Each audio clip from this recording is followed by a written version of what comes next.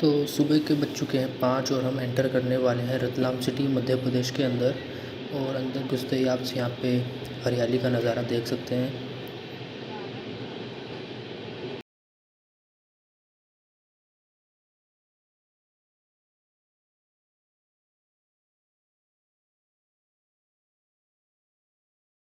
तो भाई 7:30 बज चुके हैं और हम पहुंच चुके हैं 850 किलोमीटर का डिस्टेंस कवर करके इंदौर जंक्शन। तो ट्रेन अपने रेगुलर टाइम से आधा घंटा लेट पहुंची है। और मौसम यहाँ पे बहुत अच्छा खासा ठंडा मौसम है। बारिश हो रही है। बारिश हो रही, हल्की सी बारिश भी हो रही है। और सुबह उठते ठंड सी भी लग रही थी। बाकी अब चलते हैं, फटाफट से होटल बुक करते हैं, फिर निकलते हैं उज्जैन के लिए। तो आज का पूरा दिन हम उज्जैन में बिताएंगे, वहाँ की सारी प्लेसेस को विज़िट करेंगे। और वापस जो स्टे रहेगा वो हमारा इंदौर में ही रहेगा अभी के लिए। तो मिलते हैं आपसे उज्जैन में। तो यहाँ पे हमें रूम मिल चुका है, अच्छा खासा रूम है, बाथरूम भी साफ़ सुथरा है, फ्रेश रूम है और एसी भी है। तो ये रूम की कॉस्ट हमें पड़ी 900 रुपीज़। तो यहाँ पे आप देख सकते हो 1200 से 1500 के बीच में आपको बढ़िया सा रूम मिल सकता है। तो यहाँ पे थोड़ा सा ढूंढना पड़ा, लेकिन रूम हमें मिल चुका है। तो फटाफट से फ्रेश होके निकलते हैं अपने उज्जैन के लिए। तो यार होटल मिल गया था, फ्रेश हो गए, नहा धो भी लिए हैं। अब जा रहे हैं सीधा स्कूटी लेने के लिए, तो फिर निकल जाएंगे यहाँ से उज्जैन। तो यहाँ से अभी लोकेशन हमने चेक की थी, तो वो 800 मीटर कुछ बता रहा है। तो देखते हैं जाके क्या हिसाब में मिलती है।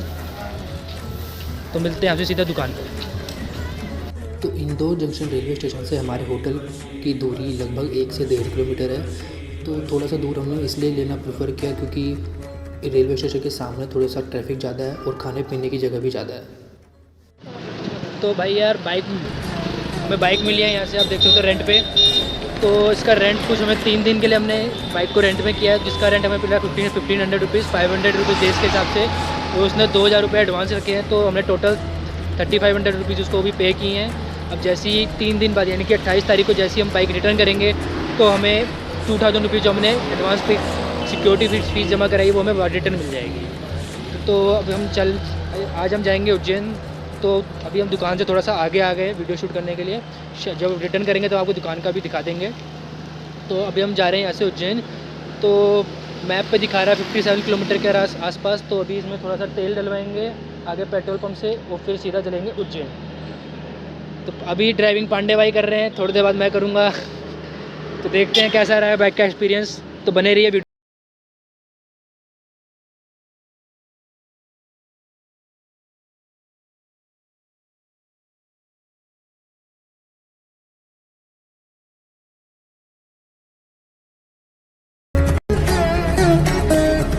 तो हम पहुंच चुके हैं पेट्रोल पंप, जहाँ से मरवाएंगे बाइक के अंदर 200 रुपये का पेट्रोल और फिर चलेंगे उज्जैन की तरफ महाकालेश्वर जी के दर्शन करने के लिए।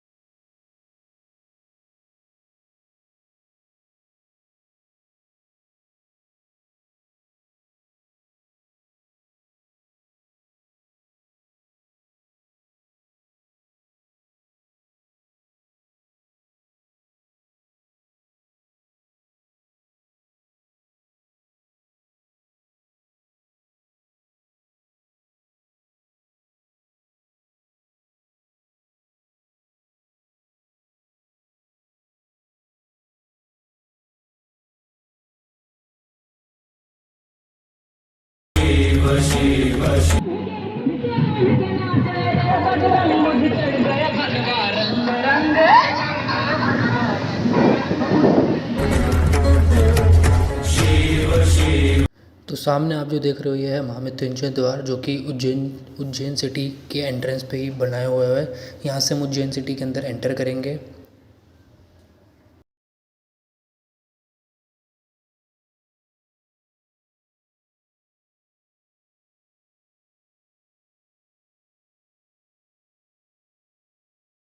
लिया है पार्किंग पे और प्रसाद ले लिया है महाकाल मंदिर के लिए और अब हम चलते हैं सीधा महाकालेश्वर मंदिर की तरफ। तो हम मार्केट की तरफ से जा रहे हैं, एक रास्ता और है जो कि महाकाल कॉरिडोर की तरफ से बनाया हुआ है, तो आप उससे भी जा सकते हो। हम अभी मार्केट की तरफ से जा रहे हैं। हिंदू धर्म में सबसे पूजनीय देवताओं में शामिल भगवान शिव को अनेक नामों से पुकारा जाता है, जैसे शिवा, नीलकंठ, भोले भंडारी, शिवाय, शंकर आदि। तो देश के विभिन्न जगहों पर भगवान शिव से जुड़े 12 ज्योतिर्लिंग मौजूद हैं, जिनमें से महाकालेश्वर ज्योतिर्लिंग सबसे अधिक प्रसिद्ध माना जाता है, जो कि मध्य प्रदेश के उज्जैन में स्थित है। और श्री महाकालेश्वर ज्योतिर्लिंग देश का इकलौता दक्षिण मुखी ज्योतिर्लिंग भी है। यहाँ भगवान शिव भक्तों को कालों के काल महाकाल के रूप में दर्शन देते हैं। महाकाल मंदिर से जुड़ी कई प्राचीन परंपराएं और रहस्य हैं। कहा जाता है कि अवंतिकापुरी के राजा विक्रमादित्य बाबा महाकाल के भक्त थे और भगवान शिव के ही आशीष से उन्होंने यहाँ करीब 132 सालों तक शासन किया।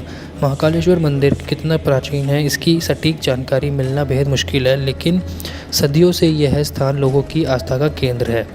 मंदिर का इतिहास बहुत ज़्यादा रोचक है। मुगलों और ब्रिटिश हुकूमत के अधीन रहने के बाद भी देश के इस पावन स्थल ने अपनी पुरातन पहचान नहीं खोई।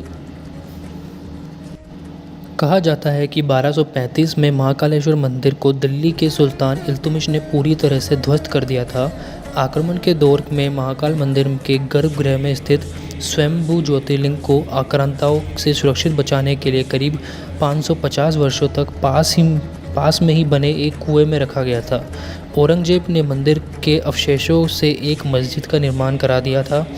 मंदिर टूटने के बाद करीब 500 वर्षों से अधिक समय तक महाकाल का मंदिर जीर्ण शीर्ण अवस्था में रहा और ध्वस्त मंदिर में ही महादेव की पूजा आराधना करी जाती थी।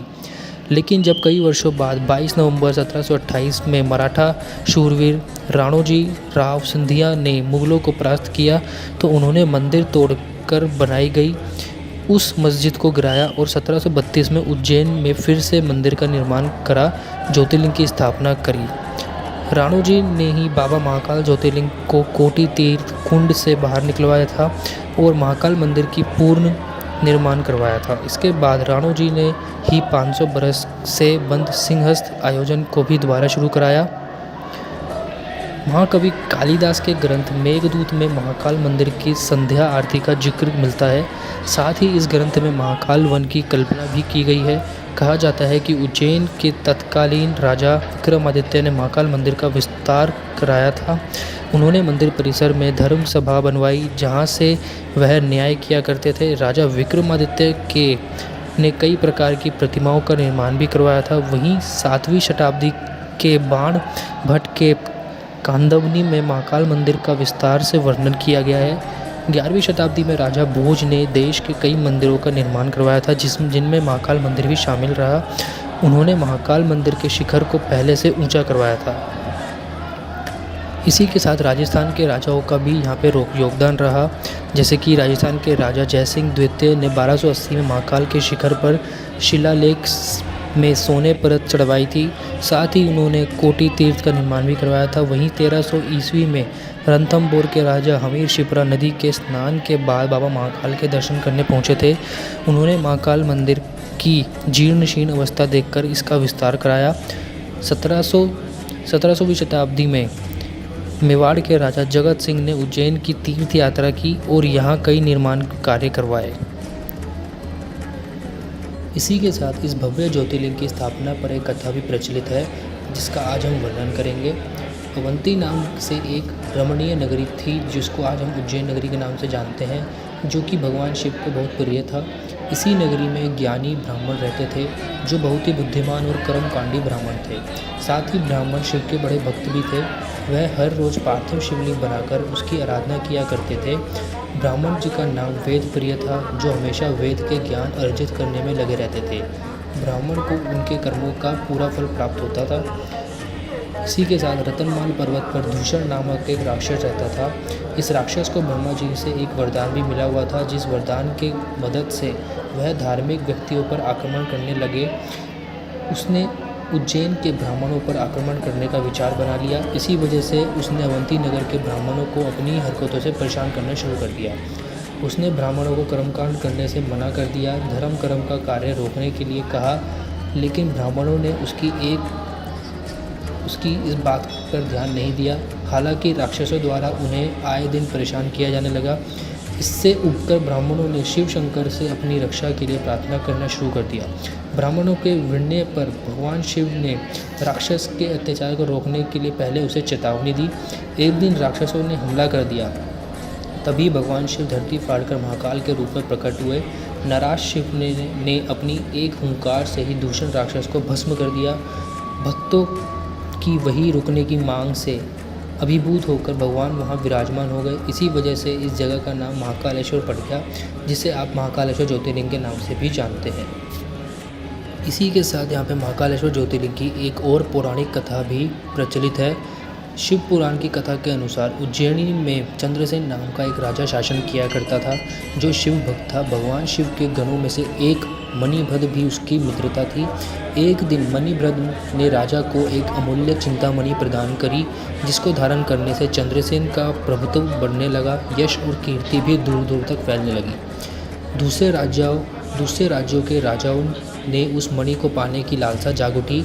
कुछ राजाओं ने चंद्रसेन पर हमला भी कर दिया। राजा चंद्रसेन वहां से भागकर महाकाल की शरण में आ गया और उनकी तपस्या में लीन हो गया। कुछ समय बाद वहां पर एक विधवा गोपी अपने 5 साल के बेटे के साथ वहां पहुंची। बालक राजा को शिव भक्ति में लीन देखकर प्रेरित हो गया और वह भी शिवलिंग की पूजा करने लगा। बालक शिव आराधना में इतना लीन हो गया कि उसे माँ की आवाज़ भी सुनाई नहीं दे रही थी। उसकी माँ ने उसे भोजन के लिए बार बार आवाज़ लगा रही थी। बालक के ना आने पर गुस्साई माँ ने उसके पास आ गई और पीटने लगी। शिव पूजा की सामग्री फेंक दी और बालक माँ के इस व्यवहार से दुखी हो गया।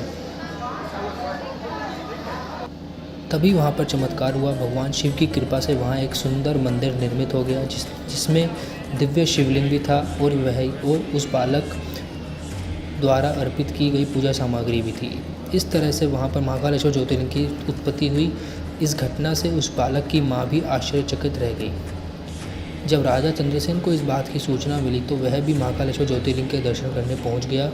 जो राजा मणि के लिए चंद्रसेन पर हमला कर रहे थे, वे युद्ध का मार्ग छोड़कर महाकाल की शरण में आ गए और इस घटना के बाद से ही भगवान महाकाल उज्जैनी में वास करते हैं। जिस प्रकार से काशी के राजा बाबा विश्वनाथ हैं, वैसे ही उज्जैन के राजा भगवान महाकाल हैं।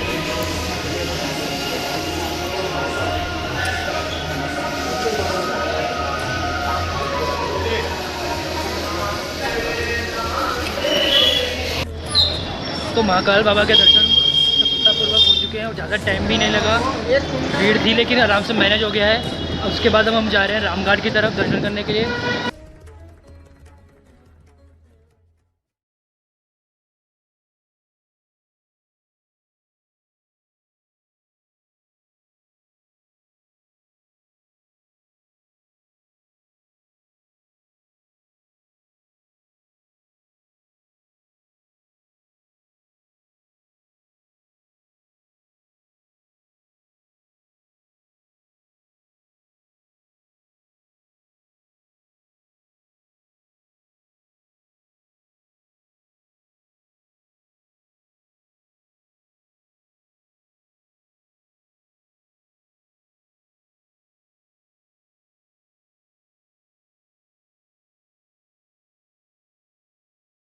तो गाइस रामघाट पे शिप्रा माता के दर्शन अच्छे खासे हो गए हैं। वहाँ से जल भी एकत्रित कर लिया है।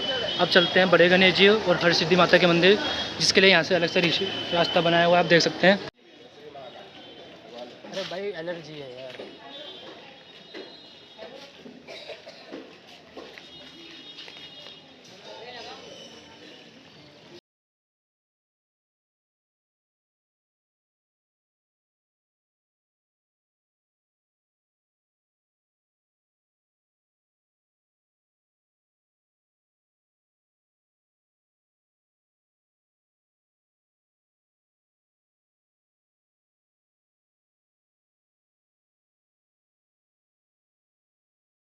वैसे तो देश भर में हरसिद्धि देवी के कई प्रसिद्ध मंदिर हैं, लेकिन उज्जैन स्थित हरसिद्धि माता मंदिर सबसे प्राचीन है। उज्जैन की रक्षा के लिए आसपास देवियों का पहरा है। उनमें से एक हरसिद्धि देवी भी हैं। कहते हैं कि यह मंदिर वहाँ स्थित है जहाँ सती के शरीर का अंश अर्थात हाथ की कोहनी आकर गिरी गई थी। अतः इस स्थल को भी शक्तिपीठ के अंतर्गत ही माना जाता है। इस देवी मंदिर को का पुराणों में भी वर्णन मिलता है। कहा जाता है कि यह स्थान सम्राट विक्रमादित्य की तपोभूमि है। मंदिर के पीछे एक कोने में कुछ सिर सिंदूर चढ़े हुए रखे हैं। यह विक्रमादित्य के सिर बतलाए जाते हैं।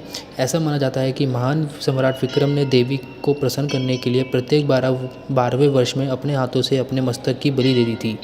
उन्होंने ऐसा 11 बार किया, लेकिन हर बार सिर वापस आ जाता था। 12वीं बार सिर नहीं आया तो समझा गया कि उनका शासन संपूर्ण हो गया है। हालांकि उन्होंने 135 वर्ष तक शासन किया।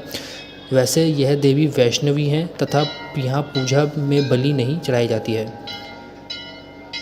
हरसिद्धि मंदिर की 4 दीवारी के अंदर 4 प्रवेश द्वार हैं। मंदिर का मुख्य द्वार पूर्व दिशा की ओर है। द्वार पर सुंदर बंगले बने हुए हैं। बंगले के निकट दक्षिण पूर्व के कोण में एक बावड़ी बनी हुई है जिसके अंदर एक स्तंभ है। यहाँ श्रीयंत्र बना हुआ स्थान है। इसी स्थान के पीछे भगवती अन्नपूर्णा की सुंदर प्रतिमा भी है। मंदिर के पूर्व द्वार में लगा हुआ स्पत सागर तालाब है जिसके रुद्र सागर भी कहते हैं। रुद्र सागर तालाब के सुरभय तट पर चारों ओर मजबूत प्रस्तर दीवारों के बीच यह सुंदर मंदिर बना हुआ है। मंदिर के ठीक सामने 2 बड़े दीप स्तंभ खड़े हुए हैं। प्रतिवर्ष नवरात्र के दिनों में 5 दिन तक इन पर दीपमालाएं लगाई जाती हैं। मंदिर के पीछे अष्टेश्वर के प्राचीन सिद्ध स्थान है जो महाकालेश्वर के भक्त हैं। मंदिर का सिंहस्थ 2004 के समय पुनर्जीर्णोद्धार किया गया है। अब हम बात करते हैं मंदिर के संबंध में पौराणिक कथा। कहते हैं कि चंड और मुंड नामक 2 दैत्यों ने अपना आतंक मचा रखा था। एक बार दोनों ने कैलाश पर कब्जा करने की योजना बनाई और वे दोनों वहां पहुंच गए। उस दौरान माता पार्वती और भगवान शंकर धूत क्रीड़ा में निरत थे। दोनों जबरन अंदर प्रवेश करने लगे तो द्वार पर ही शिव के नंदीगण ने उन्हें रोक दिया। दोनों दैत्यों ने नंदीगण को शास्त्र से घायल कर दिया। जब शिवजी को यह पता चला तो उन्होंने तुरंत चंडी देवी का स्मरण किया। देवी की आज्ञा पाकर तत्क्षण दोनों दैत्यों का वध कर दिया। फिर उन्होंने शंकर जी के निकट आकर विनम्रता से वध का वंतज सुनाया। शंकर जी ने प्रसन्नता से कहा, हे चंडी, आपने दुष्टों का वध किया है, अतः लोक ख्याति में अपना नाम हरसिद्धि नाम से प्रसिद्ध होगा। तभी से इस महाकाल वन में हरसिद्धि विराजित है।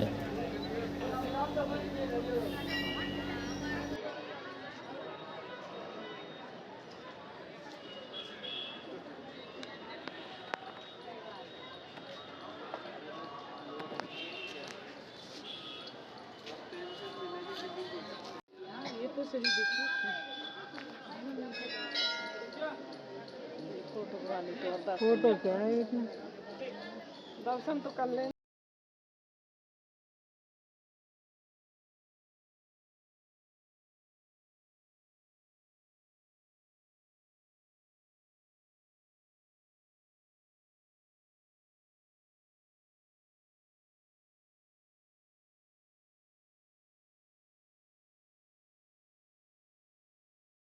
माता के सफलतापूर्वक दर्शन प्राप्त करने के बाद हम जाएंगे अब काल भैरव मंदिर, जो कि यहाँ से 3 किलोमीटर की दूरी पर स्थित है। कहा जाता है कि महाकालेश्वर की यात्रा जब तक पूरी नहीं मानी जाती जब तक हम काल भैरव जी के दर्शन ना कर लें।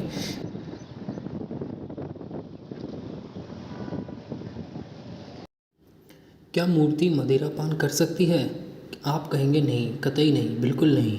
भला मूर्ति कैसे मदिरा पान कर सकती है? मूर्ति तो बेजान होती है। बेजान चीज़ों को भूख प्यास का एहसास तो होता ही नहीं है, इसलिए वह कुछ खाती पीती भी नहीं है। लेकिन उज्जैन के काल भैरव मंदिर में ऐसा नहीं होता है। वाम वर्गीय संप्रदाय के इस मंदिर में काल भैरव की मूर्ति को न सिर्फ मदिरा चढ़ाई जाती है बल्कि बाबा भी मदिरा पान करते हैं। आस्था और अंधविश्वास की इस कड़ी को हमने इसी तथ्य को खंगालने की कोशिश की।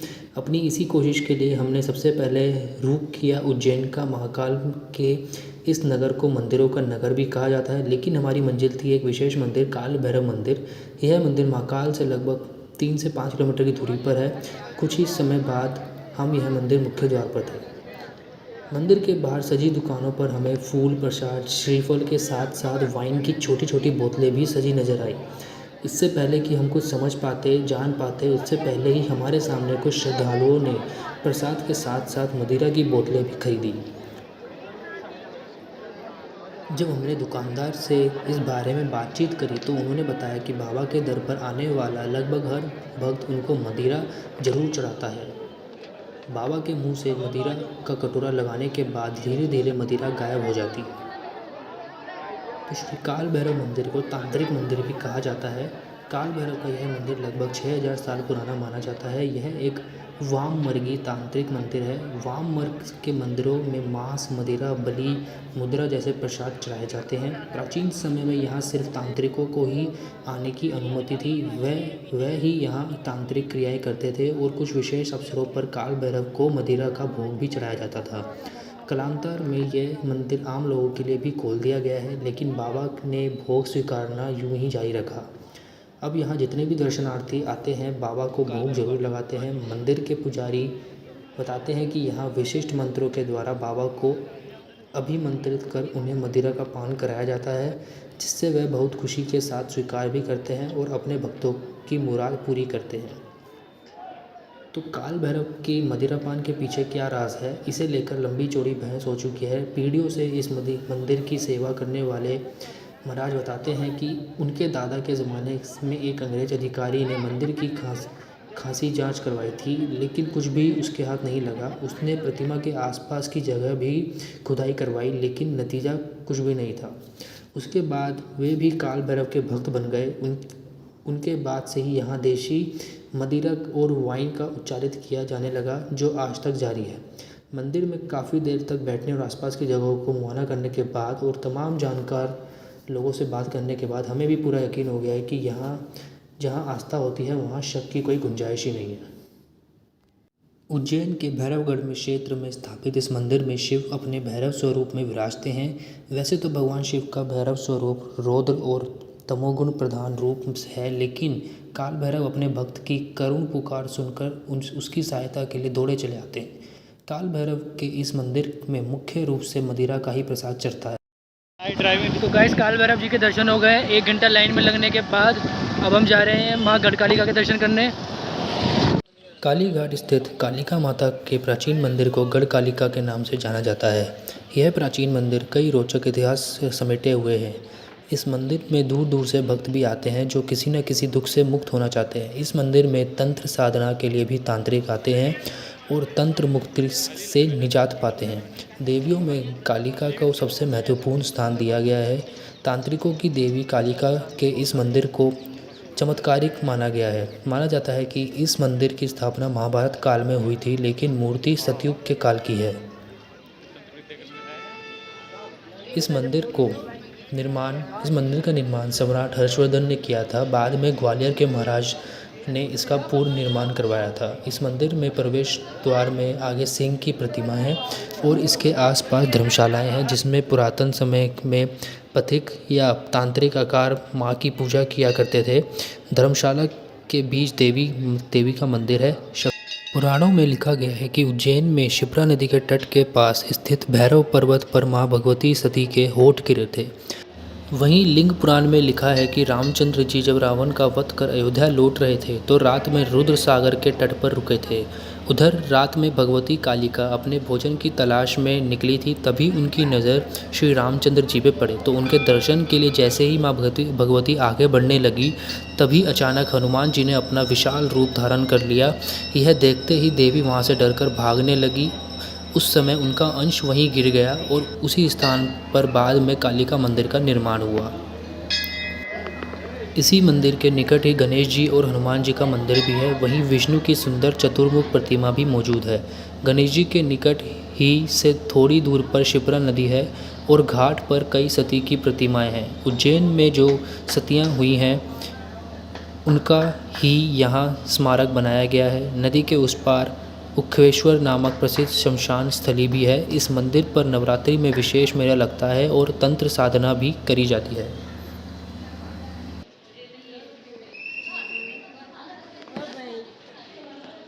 तो पूरा दिन घूमने के बाद हम आ चुके हैं स्वरूपी रेस्टोरेंट एंड कैटरर्स पे, जहाँ पे हम खाना खाएंगे और फिर निकल पड़ेंगे इंदौर की तरफ।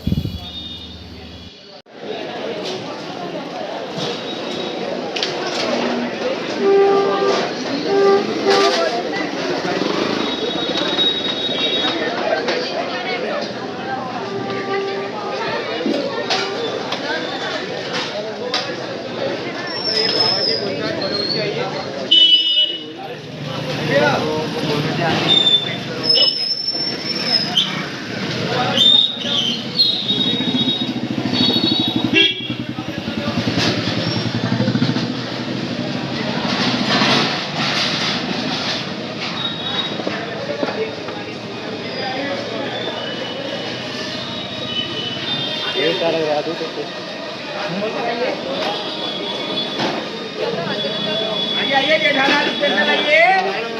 तो भाई इतनी सारी जेठालाल स्पेशल।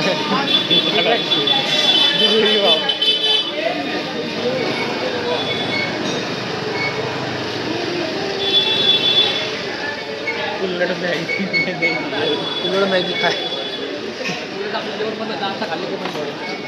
पान।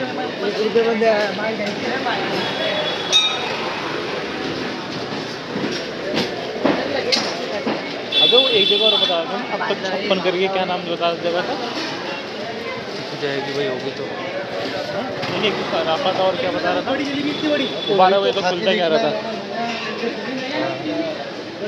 पनीर पताशे।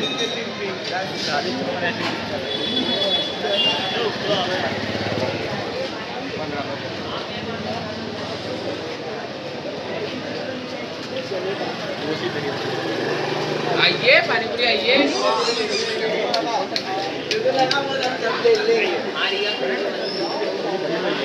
मैं खाता ही नहीं हूँ सब। क्या दही का काम नहीं करता।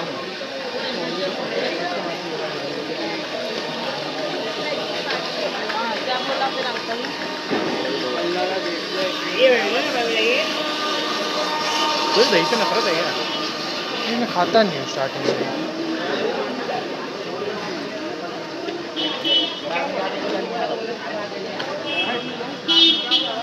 हाँ अच्छा मैंने व्यक्ति को वहाँ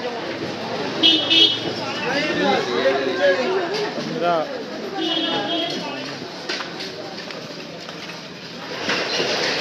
गोलगप्पे को पानी बचते कहते हैं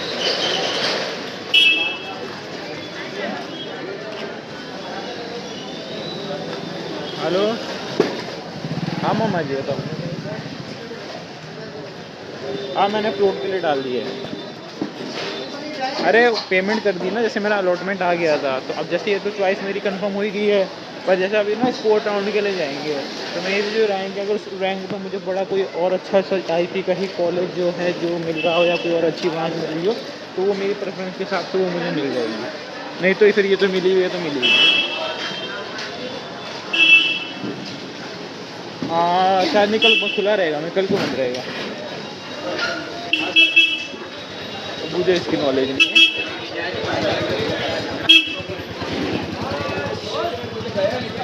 तो कोई नहीं सोमवार को जाके पेमेंट ले लूँगा वापस तो सराफा मार्केट एक्सप्लोर करके वापस आ रहे हैं। खाना भी ले लिया है। अब हम जा रहे हैं होटल की तरफ। वहाँ पे अपना डिनर एंजॉय करेंगे और रेस्ट करेंगे क्योंकि कल हमें जल्दी निकलना है ओमकारेश्वर के लिए। तो आज का दिन यहीं पे ख़त्म करते हैं। मिलते हैं आपसे सुबह मॉर्निंग में। तब तक के लिए हर हर महादेव।